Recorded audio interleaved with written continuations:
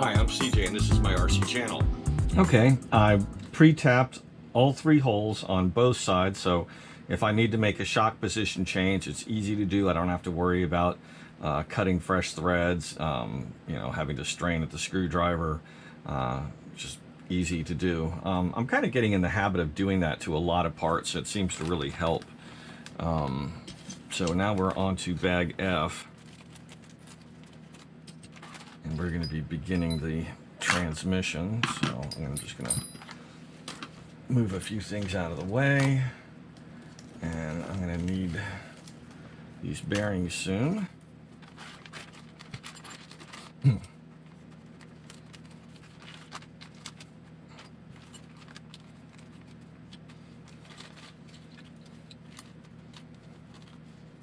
Just going to set those bearings aside.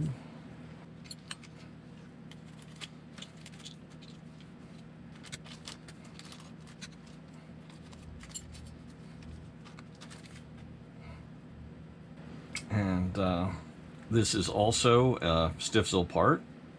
You can see by the SZL.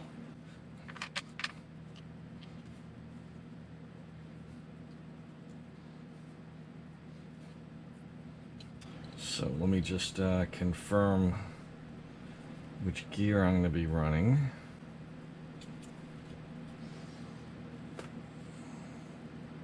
Interesting. He's running a 2575. We do not have a 75, so he's using a non-standard gear. Okay, 2472 seems to be another popular gear ratio for the stock class. So I'll go ahead and start with the 72, and I've got a couple of different pinion gears that I can run. So it's really neat that they give you stuff like this in this kit. I mean, this is a very light motor bracket here. They've put cooling fins to, you know, cool/lighten the part, cutaway sections, things of that nature, made it as minimal as possible. So we need a 3x8. And just kind of look ahead at some of the hardware we need here. Okay, we need another pair of 3x8s.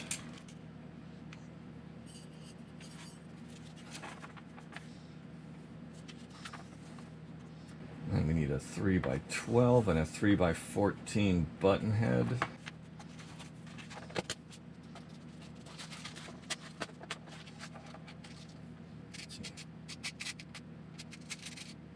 So 3x14, 3x12, and we need a 3x8. And that 3x40 I am not going to have. So we'll just use the steel one for that.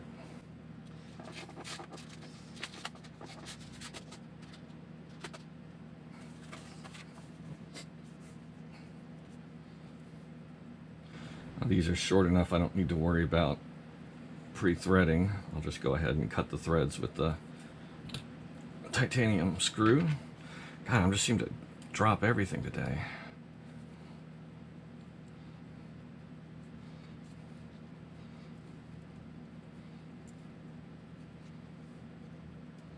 Okay. Now we need to mount this onto this side of the transmission. It's going to mount on here like that, and that's 2 more 3x8s.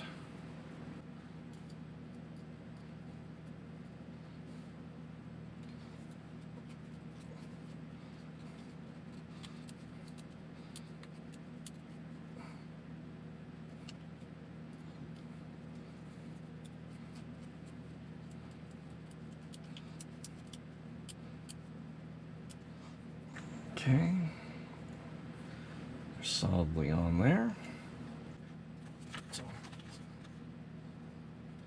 Now the question is, which diff height are we going to run? And we have multiple options. So let me see what this build calls for. Another reason I like this build is, and I chose it, is because it's one of the two build sheets I was able to find that were running the 17.5 motor. Most of them were running mod class, running a 7-turn motor or 7.5 turn motor. So I figure, you know, this build is taking into account the lower power, and you know, that's going to dictate how fast you can hit jumps, things like that. It's going to, when you're running the stock class, maintaining momentum becomes very important. You don't want to try to snap turns and then, you know, point and shoot style, because you don't have the acceleration of that hot motor.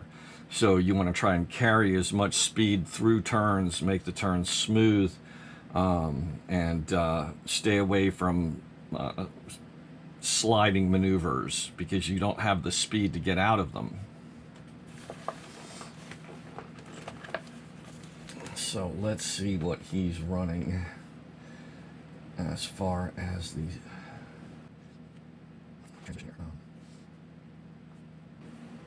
okay, diff height, he's running +1 and running in the laydown configuration, which is what we have. Axle height of 0. Toe plate is LRC. So for +1, let's see.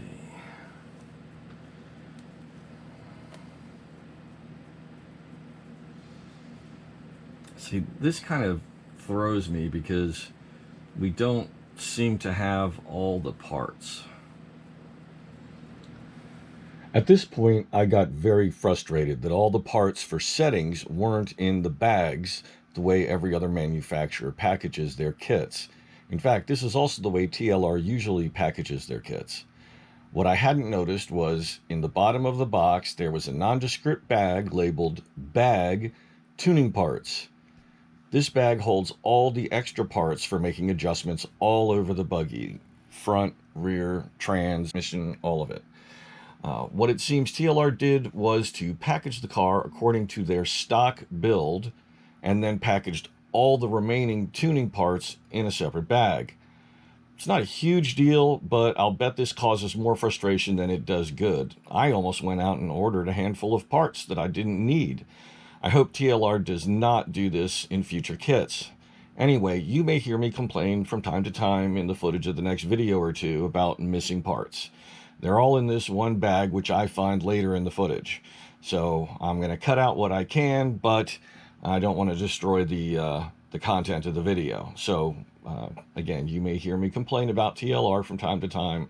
Overall, it's an excellent kit, and I'm very happy with it.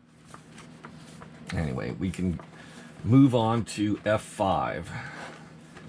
And I hate doing this to you guys, because now I'm doing stuff out of sequence for you.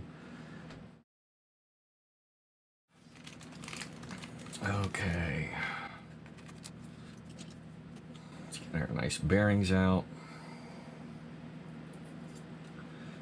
Easiest way to get this bearing in place is to put it on the lay shaft. I think that's what it's called, and just slide it in like that.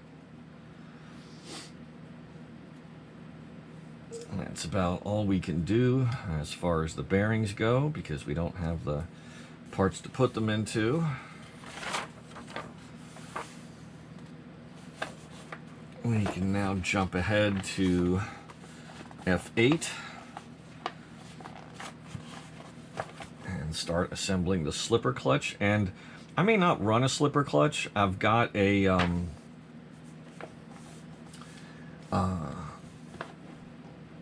let's see.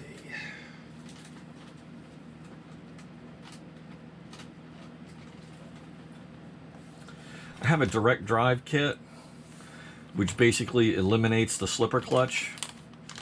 And let's see which gears it gives us. gives us a 69. And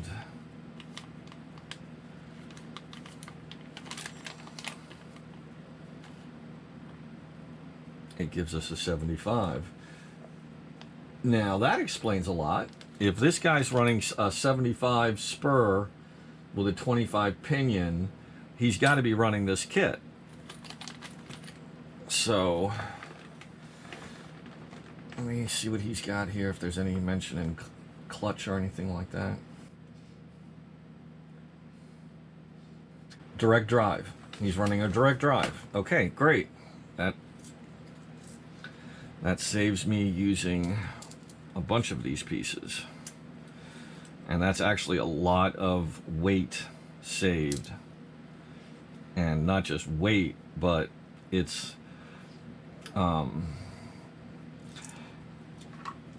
it means that you've got a lot less inertial mass to deal with.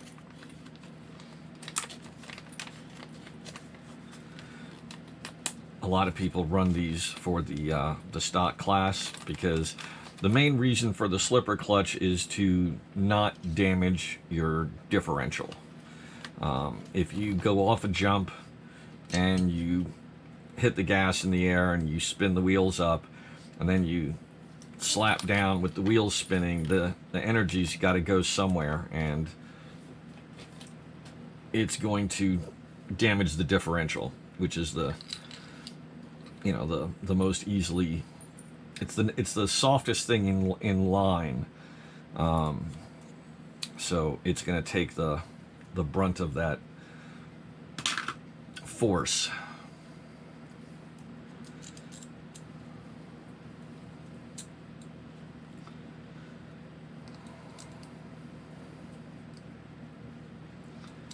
And see, that eliminates all that rotating mass back there.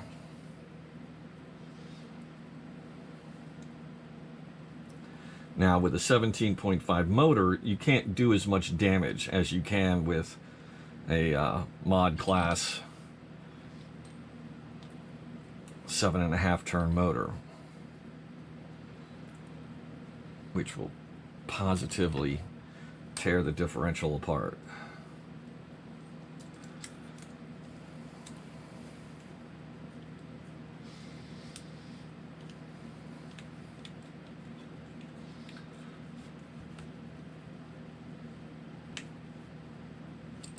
Okay.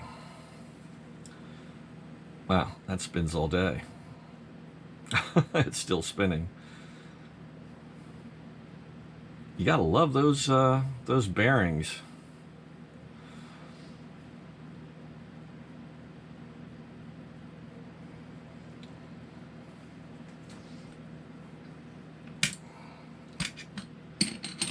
Okay, so that's done. Forward motion.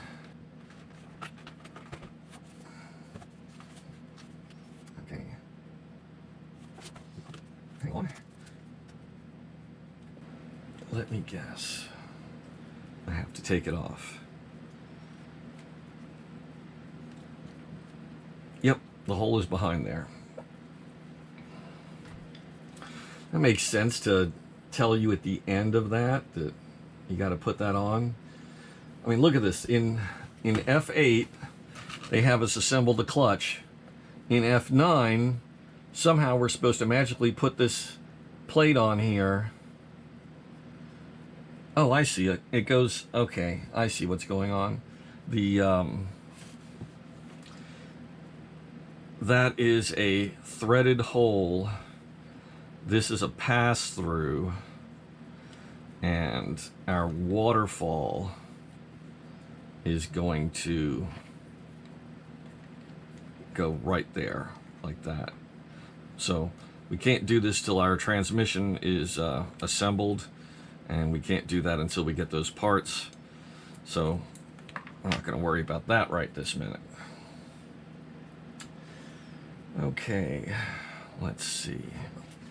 I'm going to get a Ziploc bag so I can throw all the transmission parts in, and That way, you know, screws, bearings, everything's in one place. I don't have to worry about it. These are going to go into storage. Okay, now we move forward to bag G. And as always, TLR does a phenomenal job of organizing and bagging the parts. Cannot complain about that. I really have very few complaints about TLR. This issue with these parts that really should be in the kit is frustrating.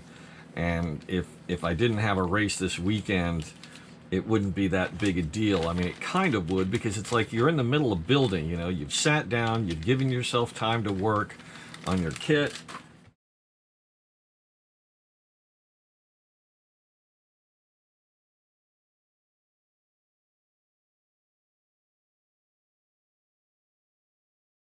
And they should expect that they're, you know, that people are doing exactly that, that they're, you know, using parts, that they're, you know, following the builds that they themselves provide. They make these sheets available on their website. That's one of the places you can go. If you go to TLR's website, on the menu of the, you know, for the car, not the main upper menu, but in the car's description area, there's a menu for like option parts and things like that. And one of the options is setups. And you click on that and it will take you down to, you'll have the PDF for the manual. So you can start checking the manual out before you even buy it. You'll have all the different parts, and oh, I'm gonna go out of my mind if I don't have the right ones of these. Another thing that they aren't giving you the parts for. Jesus.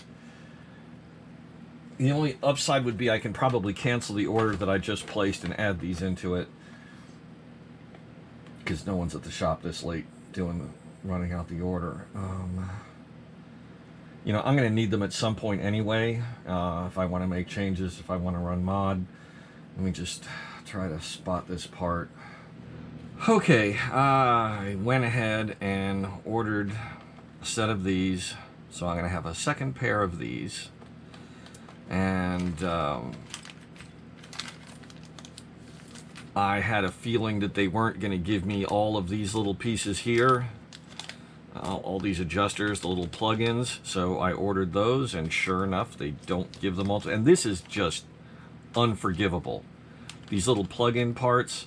Every kit I have built this year gives you a parts tree with all the different settings. The Techno short course truck that I'm in the process of building as well for this weekend comes with all of these, front and rear. I must have cut 15 or 20 of them off of a parts tree. You know, I'm gonna put together everything I can put together, and that's all I can do. That's all I can do.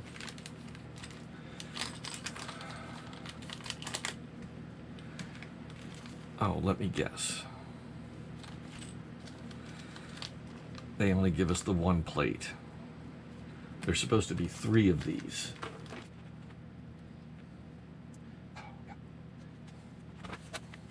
See, they show you all 3, 1, 0, -1. They only give us the 1. It's a little plastic tab with 2 holes in it. Why couldn't they give us all 3 of them?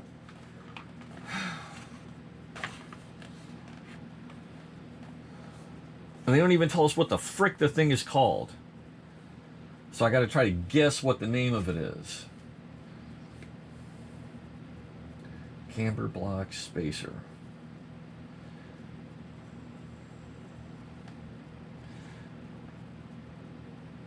Actually, you don't even need 2 parts, because one of them you can either flip it upside down or right side up. At least I don't need to buy it right now.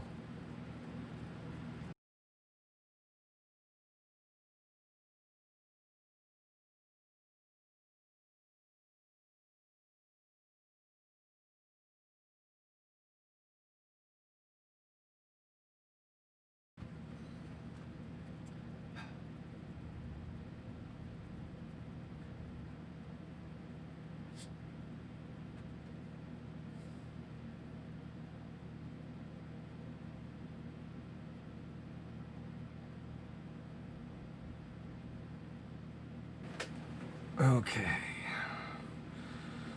And for this, he's running 2. And so that's the middle one.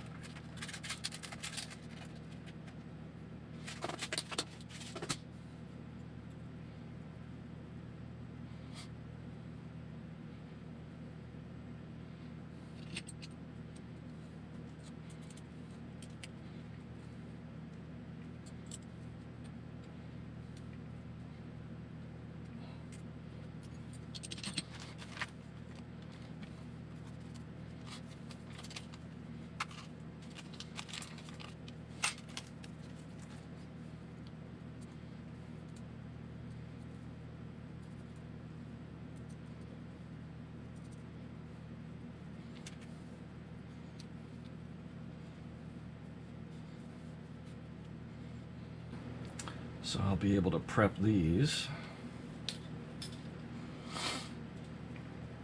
and this.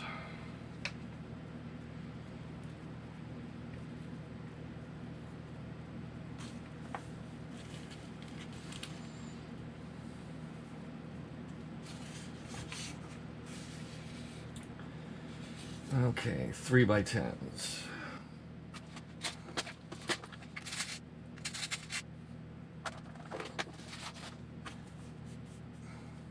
Okay, I'm going to pause up and pre-drill a few holes here, or tap some holes. Okay, so I tapped the 4 holes, and as you can see, they marked these plus 2 millimeter, which is nice that they put that on there for us so we know what part we have. So if you're swapping from one to the other, you can immediately tell from what's on the car or what's in your parts box what you got.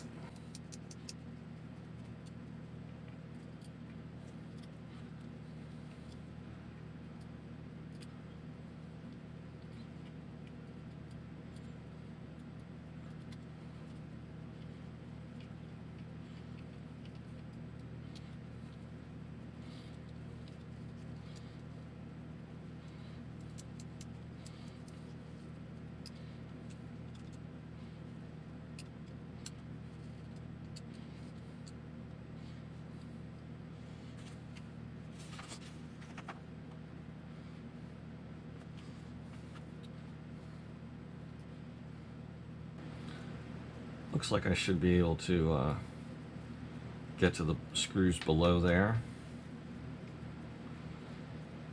Yeah. So I can go ahead and mount this. It's our wing mount. And let's see. We need 3x12s, 3 of them.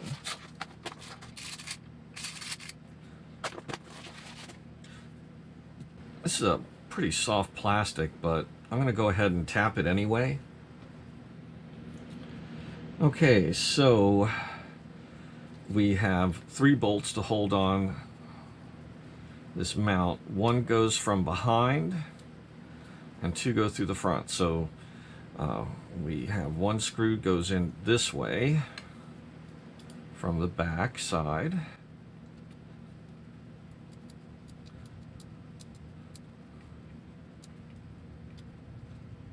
And then 2 more from the front.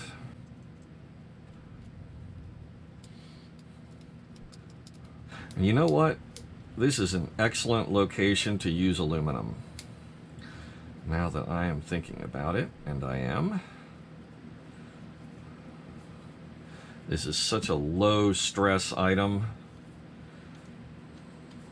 This is our little Lexan wing for the rear. And, you know, while it does provide a decent amount of downforce, this is extremely soft plastic, and there's no reason that aluminum hardware wouldn't work just fine. In fact, It even seems like 12 millimeters is long. 10 millimeter bolts would probably be more than enough. Sometimes I wonder how some of these engineering decisions are made. But since I am going, well, let me just see something. Let's see what our pass-through looks like here. See, that's a lot of thread. I think I'm going to go with 310s instead of 312s. And if it ever comes off on me, which I'm sure it's not going to, I'll take the blame.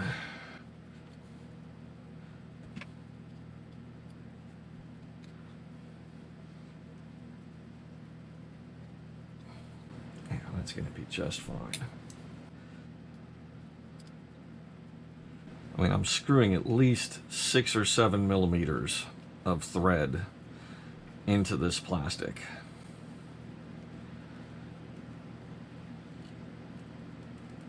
I can't believe that isn't more than enough.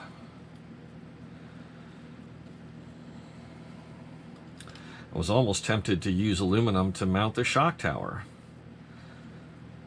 It would probably hold up just fine.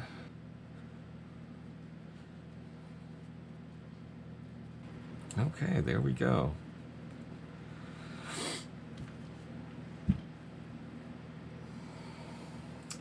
Okay, I'm going to pause for a second and plan up the next few steps. So I'm going to go ahead and set up these pieces. They're easy enough to put together. You just need to make sure that you orient things correctly. So, you know, look at your part, figure out which way things face, and then look at these guys, and it's a triangle. So look for which direction the single hole points, the arrow as it were, and that'll help you orient that. Now there's a pair of spacers needed on either side in between the plastic piece and the aluminum piece, like that, and then a pair of 3 by 10 inch screws. Now, because of the stresses involved, this is definitely not some place I would use aluminum, but titanium, on the other hand, is just fine.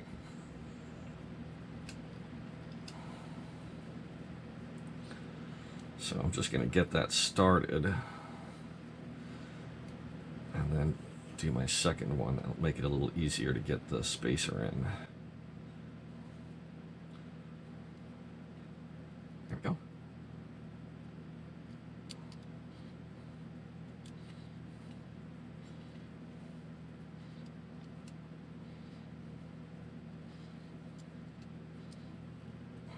You know, I almost want to take that back. I wouldn't even be surprised if aluminum worked here as well.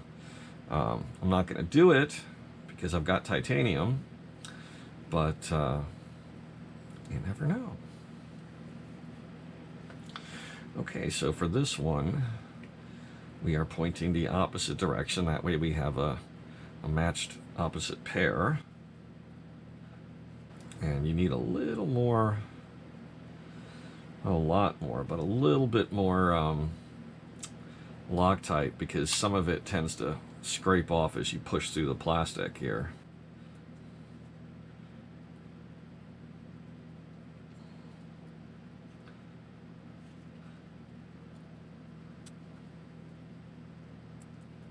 There's so many things about this kit that are just quality, like these little spacers. They're not plastic, they're aluminum. All the spacers they give us for ball sockets and such, they're all nice anodized aluminum spacers.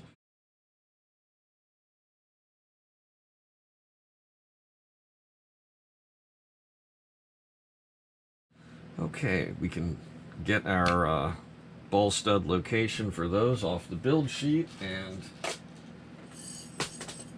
put in our titanium ball studs, the last two.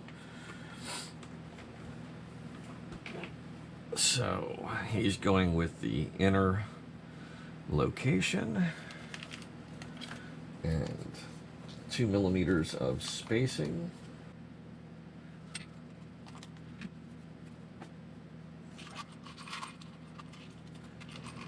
I'm going to use some different spacers because this isn't very large. Here's what my point. Okay, we got these big spacers like this, and when I say big, I mean in diameter.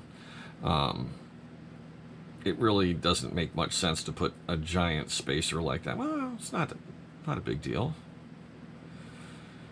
Well, maybe I will use them. Let's see. And two.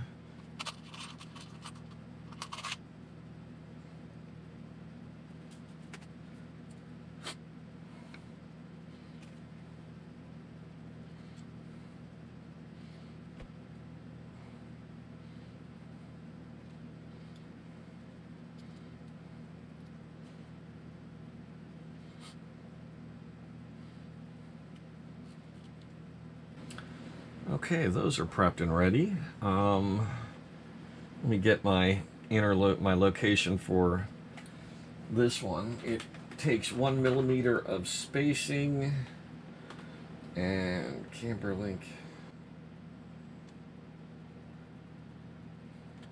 So he's using the number 2 position, which is the forward center location. And he's using a 1 millimeter spacer.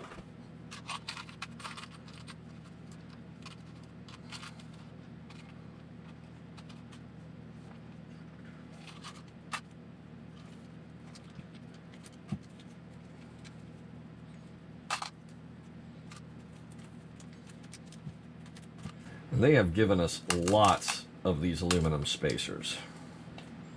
That's like the 3rd bag of them I've opened. I'm going to have a whole bunch of spares.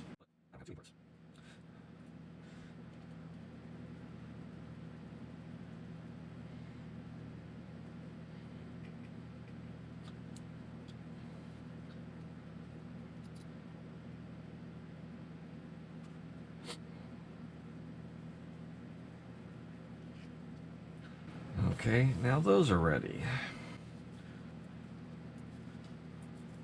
I'm not going to worry about that right now. See, this is just a simple little piece of plastic with 2 holes in it. Why not give us the second piece? Okay.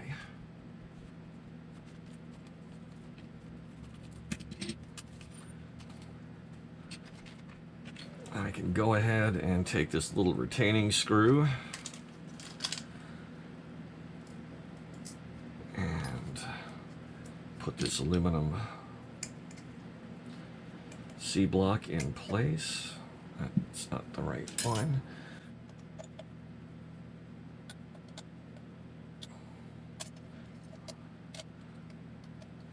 And I really need to put a little Loctite on this. Just a bit.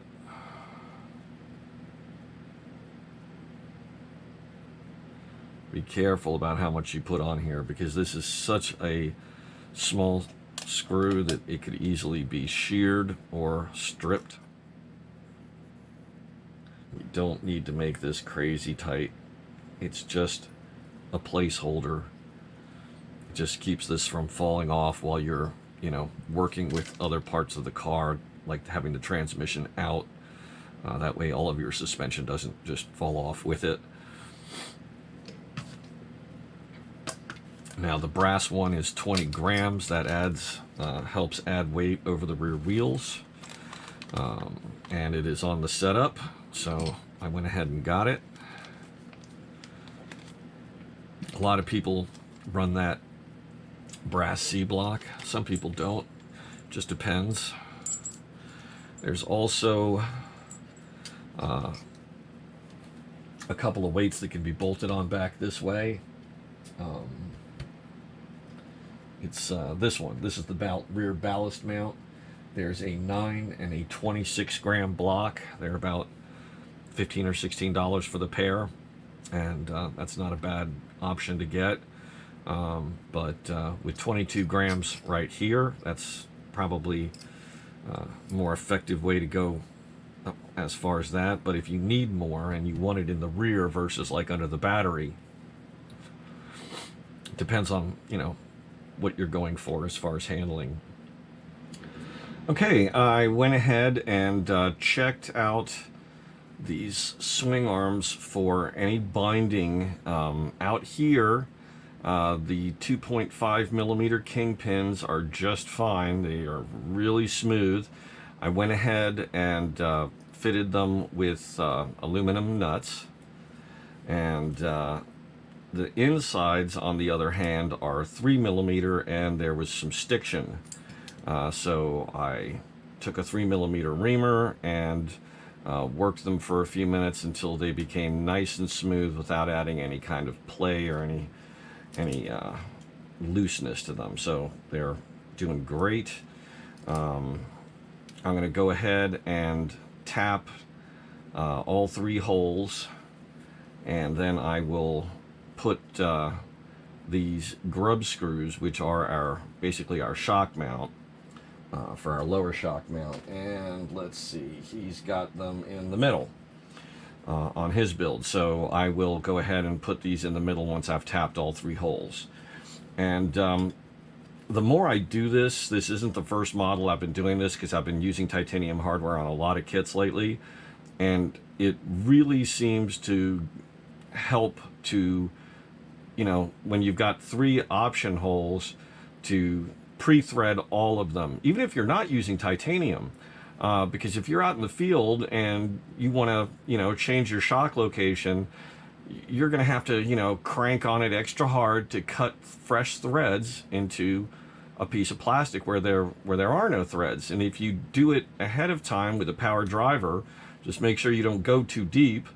That just makes your life so much easier in the field. You know, you can put the wrench on there, you loosen it up, you screw it into the next hole over, and then you can test, and you don't have to worry about, you know, it just takes less time. And when you're in the field, anything that you can do ahead of time to make it easier to work on the car in the pits just makes your life easier.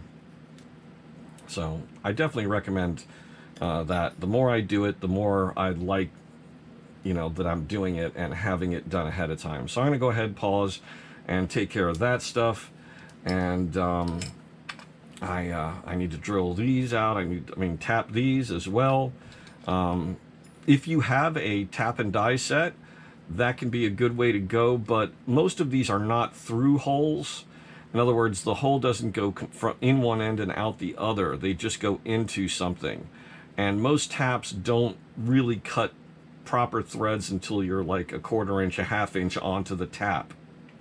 So because we're dealing with plastic anyway, just taking a steel screw of the correct size, and screwing it in and unscrewing it again, whether you do it by hand or do it with a power driver. Power driver just makes it fast, but it just makes assembly and disassembly easier down the road, and especially for things like this, it makes making changes easier. And since we have these holes on both sides, I'm going to go ahead and hit all of them, and I'm also going to pre-tap this hole. This is for our sway bar. I don't think I'm going to be running a rear sway bar on this build. I will be running a front sway bar. So things to take into account. And that's another thing I can do while we're waiting. I'm going to be moving on to servo mounting here shortly. You know, I'm trying to do everything I can that doesn't involve the transmission. And the front sway bar is something that we haven't even looked at because it's not part of this kit. It's a total add-on. But this person does run a sway bar, a 1 millimeter sway bar, and the sway bar kit comes with 3 or 4 different grade of sway bar. Okay, I did all that prep, and when you put in these, don't forget to make them 10 millimeters. I'm just going to go ahead and use these center mounts as they are for right now, and if everything gets here in time, I'll swap them, and if not, I need to get at least some more progress going here. So don't forget to put in the spacers. There's a small aluminum spacer that goes on either side here.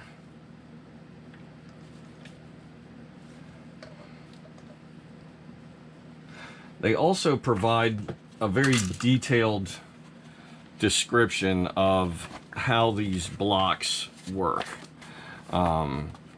Moving the, basically you can adjust front and rear of these positions, which changes the pin. So you could literally widen the car or narrow the car. You can add, you know, a little toe or a lot of toe, and you can add, you can alter the roll center. That is by changing the pitch or the what would be caster up front. Roll center also has to do with increasing or decreasing traction on power. So there's a lot that goes on with this, and a lot of things that you can change. This gives a nice description. It's a good starter on, you know, what you can get out of your changes with this. It's definitely something to learn about and study if racing is going to be a thing for you. You definitely want to learn as much as you can about why suspension works and how to make changes. So I'm going to put in the other little screw here to anchor that plate in position, at least for now.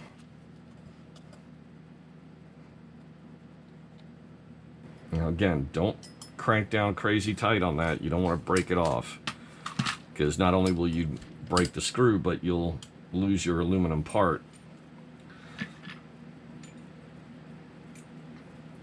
So let's see. These are easy enough to swap out. So I'm going to put them in the upward position, which would be the lowest axle height.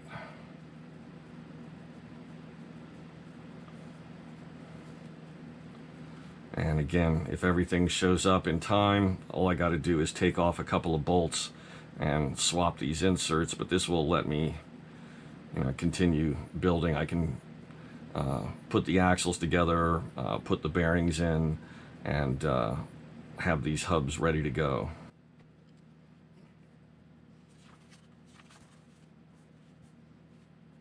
So remember how I kind of described this as an arrow with the 3 holes? The point goes forward, so that also helps you identify left and right.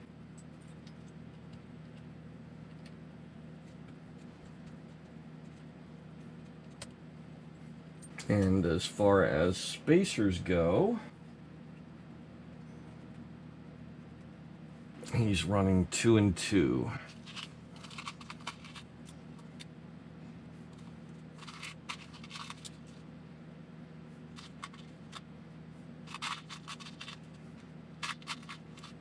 And the way I'm setting it up is 2 1s on either side and a 2 on either side, and that way it's easy to make some small changes.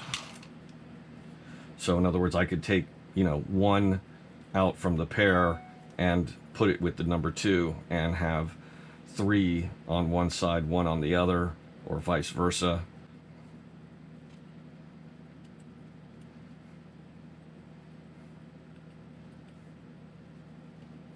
Now, I have not done anything about the hub block here, this hole here, as far as like trying to ream that to size or anything. There's no need, because the outer, the arm itself, the pin rotates just fine on those, so it would be just fine if it was a little on the stiff side in here. Because we're not going to be worrying about that. Okay, that's interesting. It seems like this is shorter. Maybe this kit doesn't take as many spacers. let's see.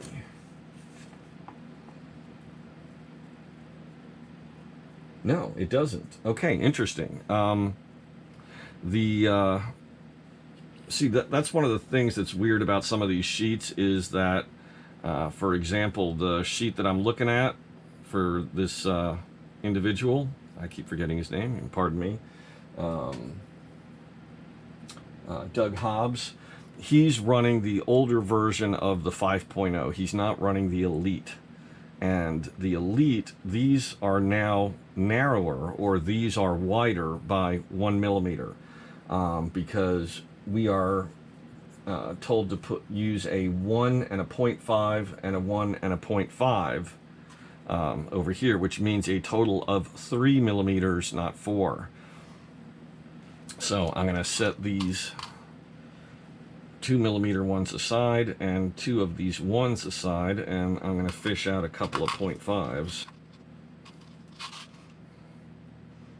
And since I'm going to go with the same assumption that he was doing with having this in the middle, so I'm going to do a 1 and a 0.5. Now this is something that you can easily change, and this is a good place to start tinkering with stuff. Like, let's say the car is twitchy and you want to kind of slow things down a little bit, shall we say. Putting all 3 millimeters in front of the axle and lengthening the wheelbase a little bit is a good way to help calm a car down. It's also good if you've got a lot of bumps to go over.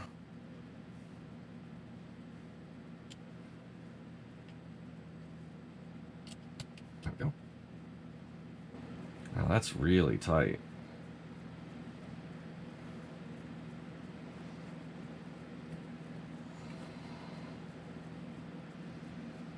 I want to take a 0.5 millimeter spacer out of here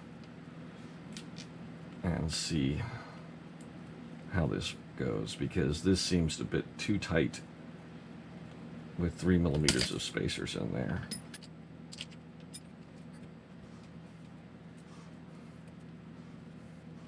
Okay, so we got 2 1s and 2 0.5s. I'm going to try a 1 and a 1.5 in front and a 1 in the rear.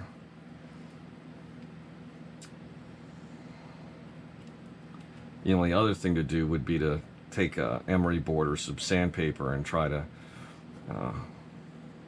shave a little material off of the arm, but you don't know where you're taking it, where to take it from. So I think that just going with a 0.5 millimeter less shim might be the best place to start to fix this issue.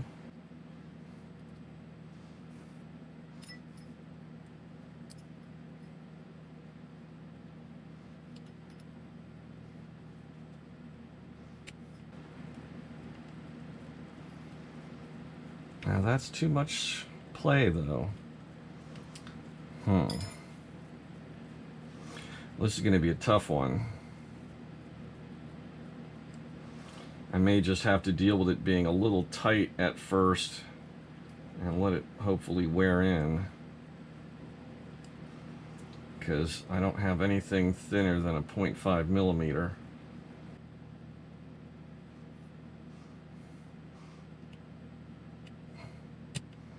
I mean, it's not,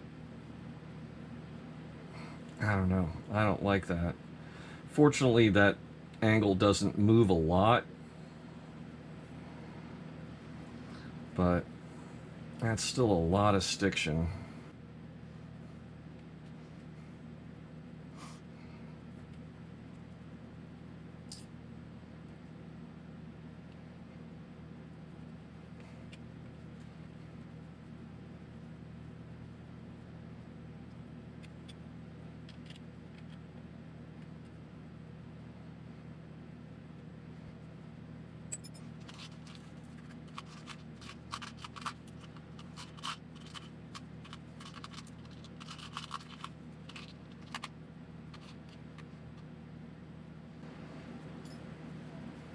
That's a 1 and a 1.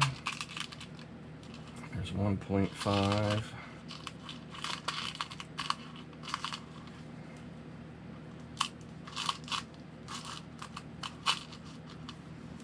And another 0.5.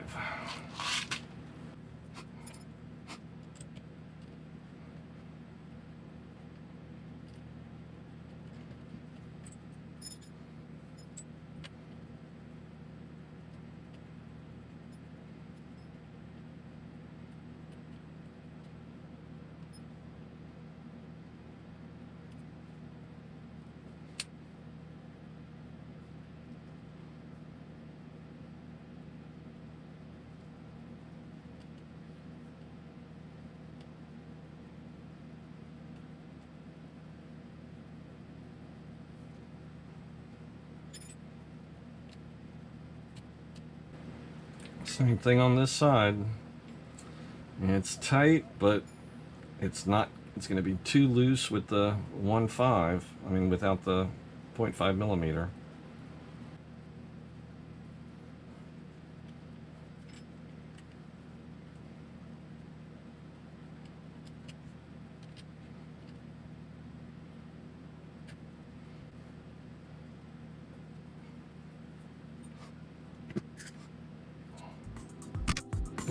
Sorry about that.